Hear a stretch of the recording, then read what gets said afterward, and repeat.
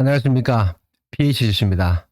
오늘은 DD 업데이트 버전 176에 대해서 업그레이드 사항에 대해서 말씀드리도록 하겠습니다.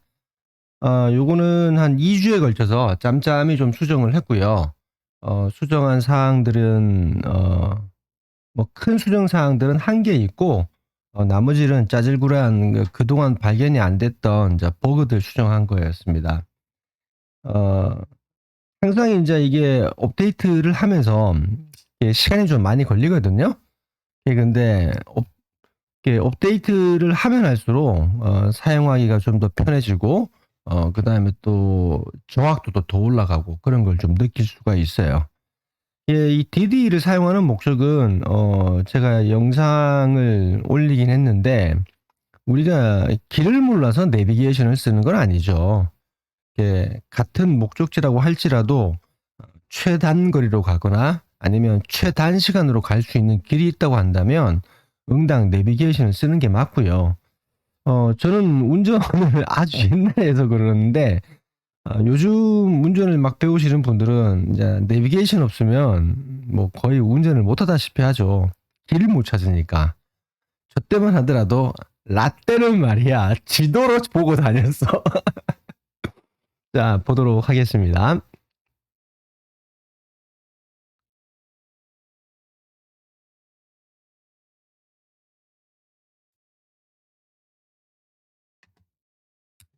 그 간단한 이제 버그 수정 사항들을 보고 이번에 이제 굉장히 중요하게 바뀌었던 기준 분봉 검출하는 것에 대해서 보도록 하도록 할게요. 일단 버그는 업데이트를 할 때 그 로 파일을 받아서 업데이트를 할 때 이제 버그가 발생되는 걸 뒤늦게 발견을 했습니다. 어디에서 버그가 발생했냐면 러셀에서 여기 업데이트를 할 때 로 데이터 업데이트, 그래서 뭐 전 종목을 하던가 아니면 선택 종목만 하던가 할 때 로 데이터가 러셀이 지금 종목이 나온 지 얼마 안 됩니다. 얼마 안 되다 보니까 600개가 안 돼요. 600개가 안 되다 보니까 다른 종목들은 뭐 1400, 나스닥 같은 경우에는 뭐 한 1400개 데이터다 보니까 14,000개다 보니까 그 중에 600개만 관리를 하는 수식이다 보니까 데이터 관리에 문제가 없는데, 러셀 같은 경우에는 아직까지 나온 지가 얼마 안 되죠.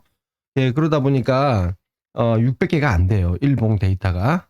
그래서 요게 지금 수식이 조금 잠시 좀 엉켰나 봐요. 그래서 요 로 데이터 업데이트 할 때 요겁니다. 로 데이터 업데이트를 할 때 발생되는 이제 버그를 수정을 했어요. 그 다음 이제 두 번째는 각 시트별로 만기를 표시를 했습니다. 원래는 이게 만기일이 여기 들어와 있었죠. 예, 원래는 이런 식으로 만기일이 들어와 있었습니다. 근데 이게 종목으로 가다 보면 종목에는 만기일이 없잖아요. 오일 같은 경우 이제 보통 만기일 키움 같은 경우에는 만기일을 딱 정해놓고 넘기면 좋은데, 이게 어떨 때는 만기일 이틀 전에 넘기고 어떨 때는 만기일 당일에 넘기고 이걸 이게 뭐 막 바꿔요. 그러다 보니까 이걸 뭐 일정하게 정할 수는 없습니다. 근데 이제 뭐가 문제냐면 만기일 즈음에 왔을 때임에도 불구하고 이게 만기인지 모르는 거지. 그러다가 이제 만기가 지나가 버리게 되면 데이터를 못 받으니까 이게 에러가 뜨죠, 현재가가. 그제서야 만기 됐네라고 이제 보는 거죠. 뭐 저는 이제 매일매일 체크를 한다고는 하지만 그래도 아침에 좀 피곤하다 보면 업데이트 버튼만 눌러버리고 말아버리는 그런 경우도 있어서, 어떤 경우에는 이게 만기를 놓치는 경우도 있어요. 그러니까 에러가 날 때 그제서야 이거 만기 됐구나라고 해서 로 데이터 다운받아가지고 한꺼번에 이제 밀어넣는데, 요게 지금 만기일이 없으니까 조금 불편했었습니다. 그래서 여기다 뭘 집어넣냐면, 나스닥으로 하게 되면 여기에 만기일을 집어넣었어요. 그래서 이 만기일 집어넣은 것들은 전 시트에 다 적용이 됩니다. 여기에도 만기일이죠. 기존 시트에서는 만기일이 없었습니다. 그래서 이 만기일을 집어넣어 가지고 보다 더 이제 만기가 도래했구나라는 걸 바로 알 수 있게끔 만들었습니다. 그다음에 여기 올 시트에 TP 테이블에 요 값이 조금 저도 몰랐는데 이걸 하면서 이걸 알게 됐어요. 이 값이 오류 값이 들어왔잖아요. 이 값이 수식이 지금 잘못 들어갔습니다. 수식이 잘못 들어가다 보니까 요게 요 수식 보이죠? 예, 이거를 여태까지 몰랐었어요. 이게 매매를 이제 뭐 나스닥 항승만 하다 보니까 이걸 만들기는 만들었는데 TP 값은 저기서 다 나오니까 별로 신경을 안 썼죠. TP 값은 시트마다 다 나오기 때문에 신경을 안 쓰다 보니까 여기 S&P하고 다우에 요 값이 이게 오류가 있었던 거 요걸 뒤늦게 확인해 가지고 요걸 또 수정을 했습니다. 그리고 평균 범폭 기존에는 이제 종목별로 변동성 이걸 이제 금액이 달러 기준이라고 했죠. 달러 기준으로 해가지고 오늘 하루 핫하게 움직인 종목들이 뭐냐. 그래서 그 종목이 돈이 모이는 종목이 나한테 수익을 준다. 항상 나스닥은 갑이죠. 갑 오브 갑입니다. 예, 그런데 실제 이제 주간에는 나스닥이 이제 약발을 잘 못 쓰죠. 물론 주간에 나스닥이 약발을 빡빡 세우는 그런 날도 있습니다. 예, 그런 날을 제외하고는 어떤 종목인지는 모르겠지만 대부분 치고 나가는 게 이제 구리 쪽에 잘 치고 나가죠. 주간에. 그 다음에 구리 가스 요 두 놈이 주간에 좀 잘 치고 나가는 그런 경향을 보이고 있습니다. 예, 그런 것들은 올시트에서 이 종목들이 지금 움직이네 라는 게 캐치가 되게 되면 그 종목으로 따라 붙어도 되는 거죠. 움직였으니까. 그런데 얘는 이제 금액으로 이렇게 따졌는데 항상 이 변폭비는 굉장히 중요하다고 그랬죠. 이 변폭을 채우냐 마냐에 따라 가지고 이게 봉이 어디로 갈지가 결정이 되어지는 거니까 TP 값도 마찬가지입니다. TPH를 넘기느냐 못 넘기느냐 TPL을 넘기느냐 못 넘기냐에 따라 가지고 얘가 꼬리를 달 건지 말 건지를 결정을 짓는 거죠. 그래서 이 변폭치를 잘 살펴야지만이 뭘 볼 수 있냐면 얘가 지금 차후에는 어느 방향으로 더 갈 수 있겠구나 라는 걸 알 수가 있는 거죠. 그래서 변폭은 웬만하면 다 이렇게 채우는 쪽으로 갑니다. 그죠? 지금 나스닥 같은 경우에는 지금 변폭이 93%잖아요. 93%니까 얘는 이제 더 이상 지금 가는 방향이 매도잖아요. 매도니까 더 이상은 매도로 따라 붙으면 곤란하다는 거지. 물론 여기서 어제 같은 경우에는 더 갔죠. 어제는 한 112%가 나왔습니다. 그러니까 112%니까 한 90% 대역에서 멈칫 한다고 가정을 했을 때 그러면 내가 더 먹을 수 있는 게 그 90%니까 한 10% 더 먹을 수 있을 거라고 생각을 하고 따라 붙었는데 만약에 얘가 거기서 튀어서 올라와 버리면 반등을 줘버리게 되면 낭패잖아요. 그럼 자칫 잘못하게 되면 물려버린다 이거지. 그래서 얘가 변폭비를 잘 보고 그 변폭비 오게 되면 그 방향으로는 웬만하면 따라가질 마라. 그러면 이게 이렇게 흩어져 있잖아요. 나스닥도 한번 볼게요. 개별 종목으로 가게 되면 이런 식으로 표시가 된다 이거지. 이런 식으로. 그러면 이 표시가 됐을 때 나스닥 종목 한 개에 대해서는 오봉에 대한 평균 변폭이 423포인트고 현재 움직인 게 390포인트고 그럼 한 30포인트 정도 더 갈 수 있겠구나. 그러면 93%까지 채웠다 이거지. 그러면 나스닥에 대해서는 알 수 있는데 다른 종목들은 확인을 하려면 되게 번거롭습니다. 어떻게 확인을 해야 돼요? 일일이 다 넘어가야 돼요. 뒤로, 항생, 뒤로, 골드, 뒤로.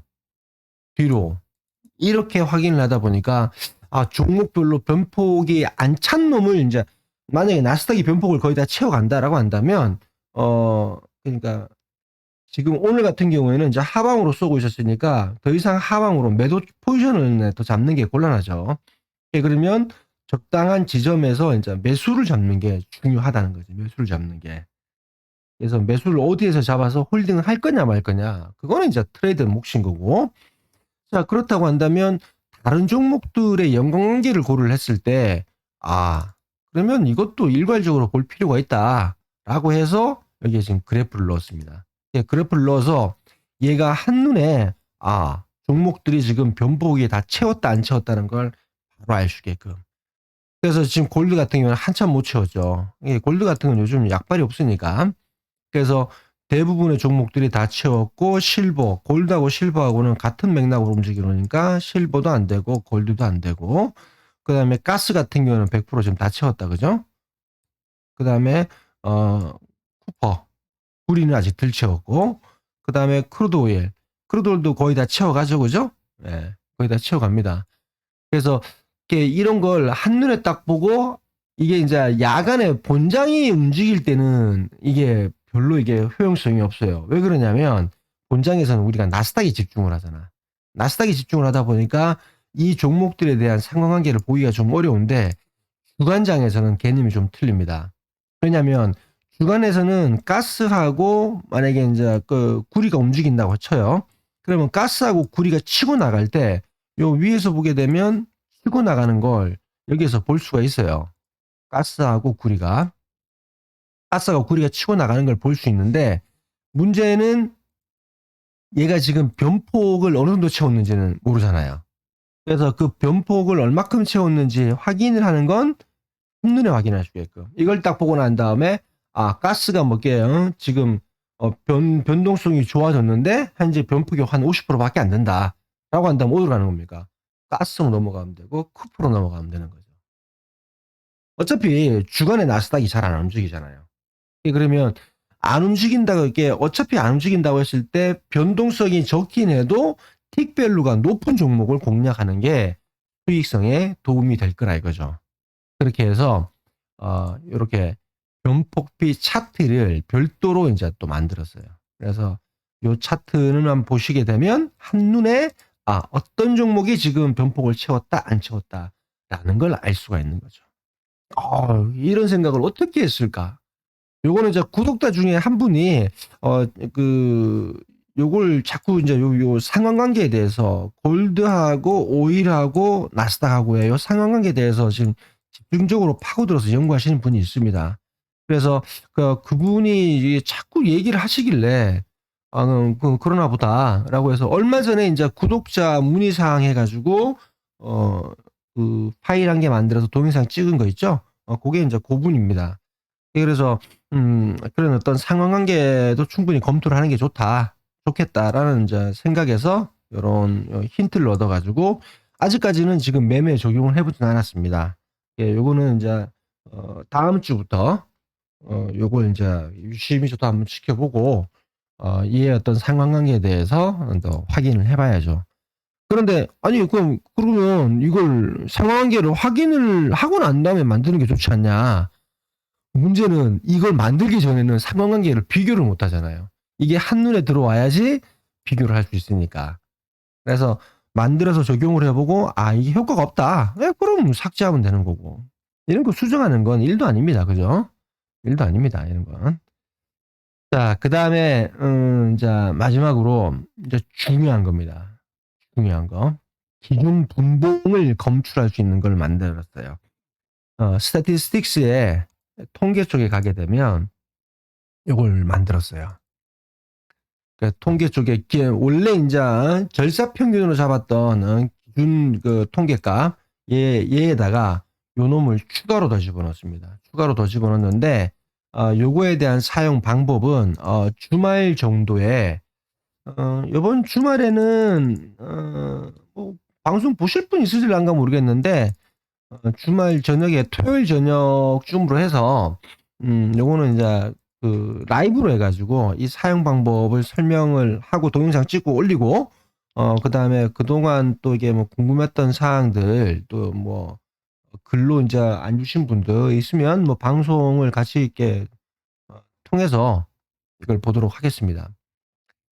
그래서 얘는 사용 방법은 이제 그때 설명을 드리도록 하고요. 얘는 이제 중요한 게 뭐냐면 이런 겁니다.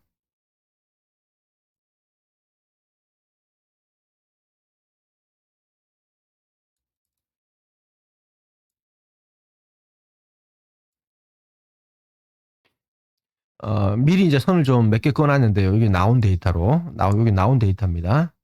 그래서 봉의 중심선은 뭐 강조를 해도 지나치지는 않습니다. 봉의 중심선이 중요한 역할을 하고 있다는 건 누구나 다 알아요. 예, 그리고 그 봉의 중심선을 돌파를 할 때 아니면 거기서 저항을 받을 때 모양새가 다 틀리죠.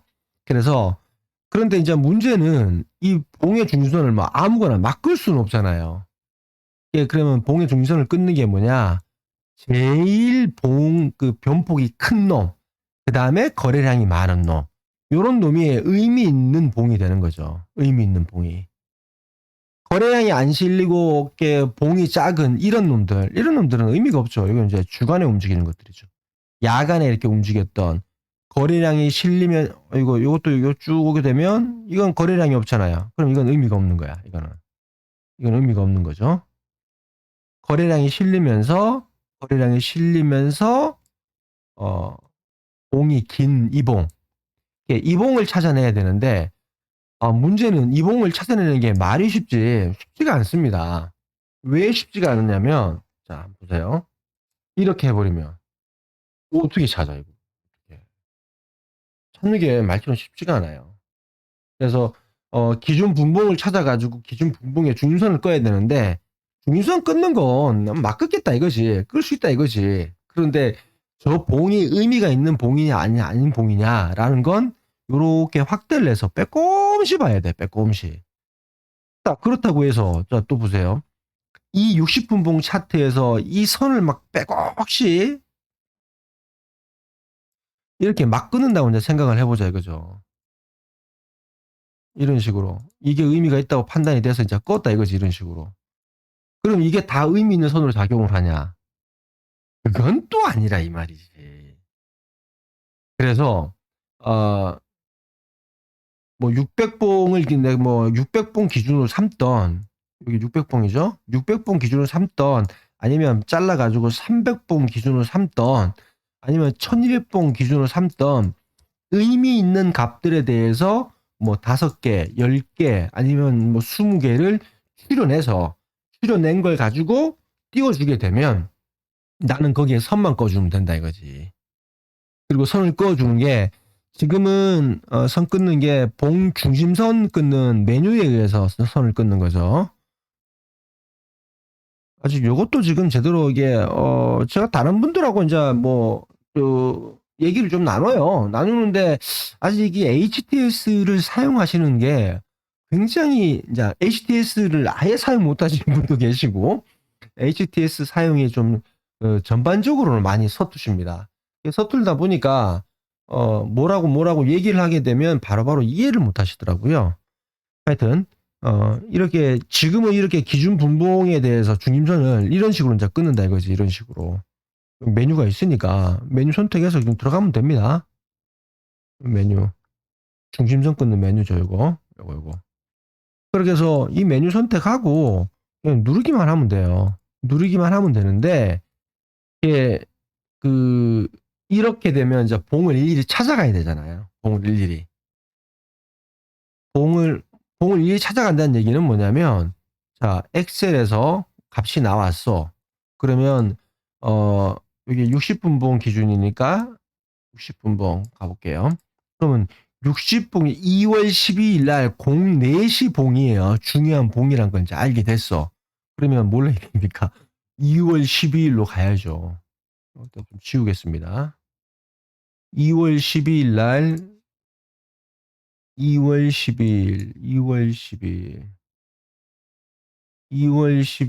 10일 왔죠? 거기서 04시 2월 12일 04시 이봉인가? 03시 04시 이봉이네.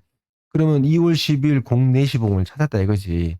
그러면 2월 10일 04시 봉을 찾고 난 다음에 뭘 하는 거예요? 여기에다가 중심선을 꺼야 되는 거지.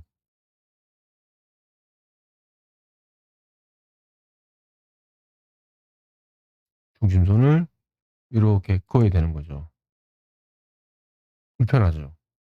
불편하다니까. 우리는 이게 트레이딩을 할 때 그 2월 12일 날 이 봉이 중요하다 안 하다, 물론 이제 찾기 시작을 하면 이렇게 찾아내는데 이 봉이 중요하다 안 하다 그걸 판단을 하는 게 아니죠. 저 가격대가 지지와 저항을 이렇게 지지와 저항이 될 거기 때문에 이 자리만 찾아내면 되는 거지 이 봉을 찾을 이유는 없다는 거지. 그러려면 14300 엑셀의 값을 쭉 인제 이게 여기에 값이 나오잖아요. 이 엑셀 값이 나오게 되면 여기에다가 선 긋기 메뉴 여기 있죠. 선 꺼 가지고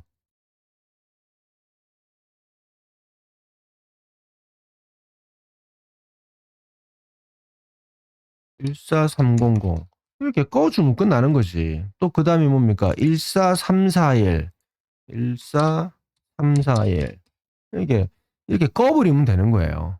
이런 식으로 14250 얼마나 편해. 이렇게 해서 의미 있는 자리에 대해서 의미 있는 자리에서 선을 몇 개 지금은 이렇게 선을 요렇게 해 가지고 몇 개를 구하게 되냐면 요렇게 하면 아이고 이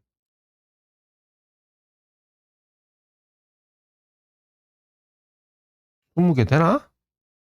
25 개? 그걸 안 했다고 또 안 알려주네. 아이 나쁜 자식.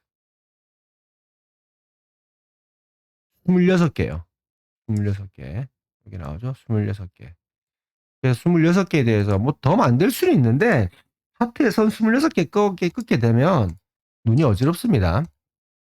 그래서 뭐 이렇게 이 랭킹으로 인제 뽑아 놓은 거니까 여기에서 '아 나는 10 개만 취하겠다.' 저 값을 추려내는 거죠. '나는 여기서 15 개만 취하겠다.' 그럼 '나는 여기서 20 개만 취하겠다.' '아니 난 5 개면 돼.'라고 해서 고거는 트레이더들이 알아 가지고 예 랭킹 순으로 1 번부터 1 등부터 26 등까지 쭉 뽑아 놨으니까 그중에서 나는 1 등부터 10 등까지 뭐 나는 1 등부터 15 등까지 그거는 각자 알아서 값을 뽑아내면 됩니다. 그렇게 해서 어 그걸 인제 뭐 하냐면 1 봉상에서 240 분봉상에서 120 분봉상에서 60 분봉상에서 그 값을 추려내는 거예요. 그러면 추론해서 그걸 매매에 적용할 수 있게끔 한 겁니다. 실제로 이렇게 중심선 찾아내는 건 아까도 말씀드렸지만 봉의 중심선을 돌파를 할 거냐 말 거냐 이게 굉장히 중요하다고 했죠. 그래서 그걸 잘 찾아내면 돈이 보이는 거고 못 찾아내면 돈이 안 보이는 거고 뭐 다 그런 거 아니겠습니까? 그래서 이거는 계속 제가 말씀드리잖아요. 통계라고. 예. 감으로 접근을 하면 망합니다. 망해요. 그 감으로 접근한 분들이 또 손절을 또 잘하시냐. 또 손절도 잘 안 하시죠. 손절은 뭡니까? 그분들의 공통적인 특징은 이건 거지. 손절은 아이고 왜 안 나와.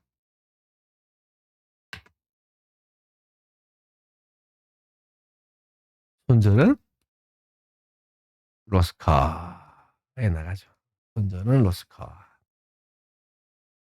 그래서 익절은 틱뛰기로 뭐 30틱 40틱 먹고 물렸다 하면 300틱 400틱 물리고 거기다 계약서 실어 버리면 하룻밤에 다 날아가죠.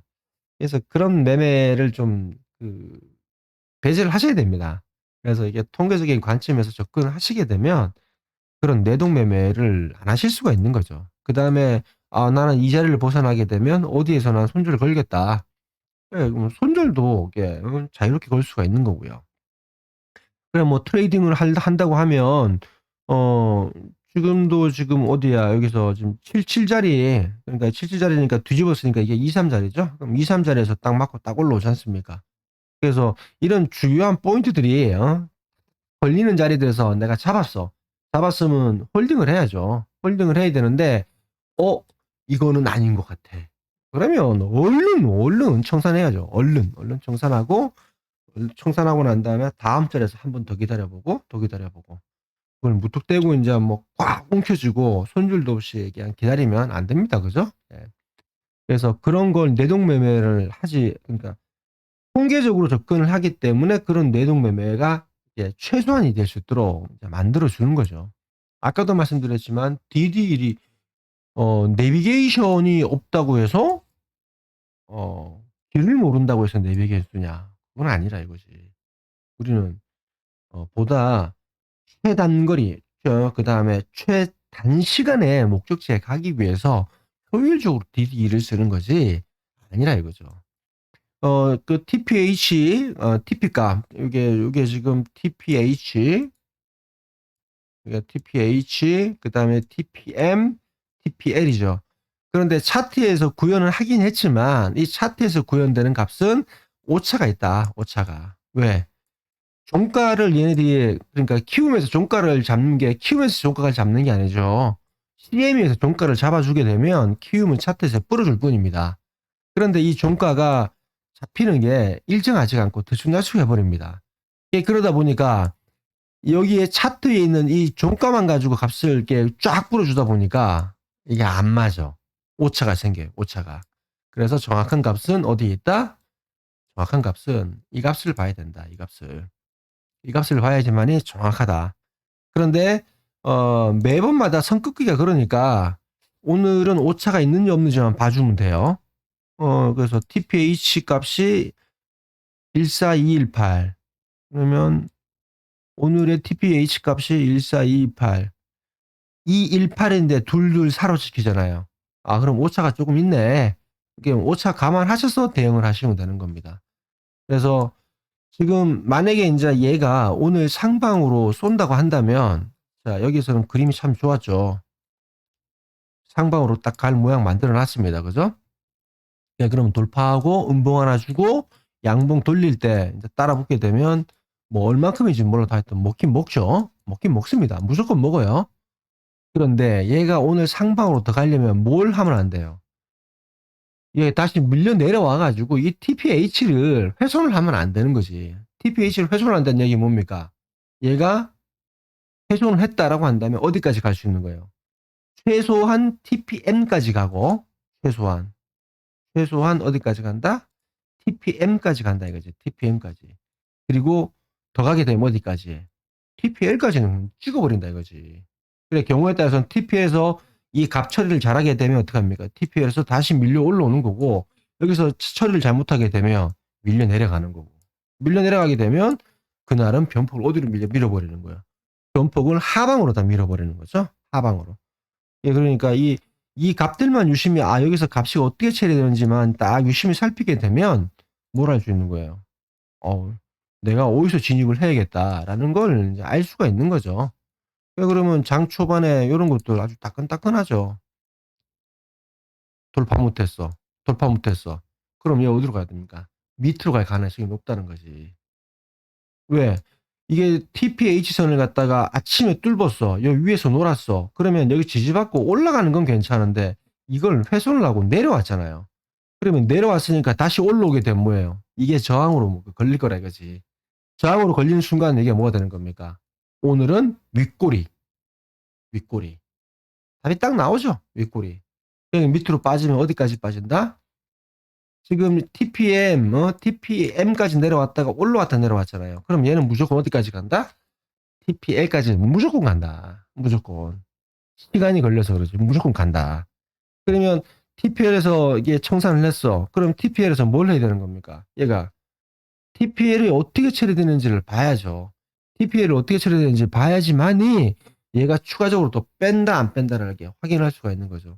그럼 이때 판단할 수 있는 게 뭡니까? 여기서 또 변폭을 확인해야죠. 변폭 확인하게 되면 밑으로 더 빠진다. 그러면 TPL 찍었으면 어떻게 됩니까? 여기서 또 때려야죠. 또 때려야 됩니다. 또 때려야 돼요. 그리고 이게 아까 93% 영역이었죠? 그냥 93% 영역에서 더 여기에서 그 방향대로 더 간다 안 간다?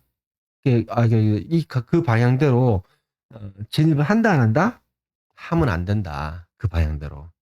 최소한 그 방향대로 진입을 하려면 어떻게 해? 올라왔을 때. 지금 거의 다 올라왔죠?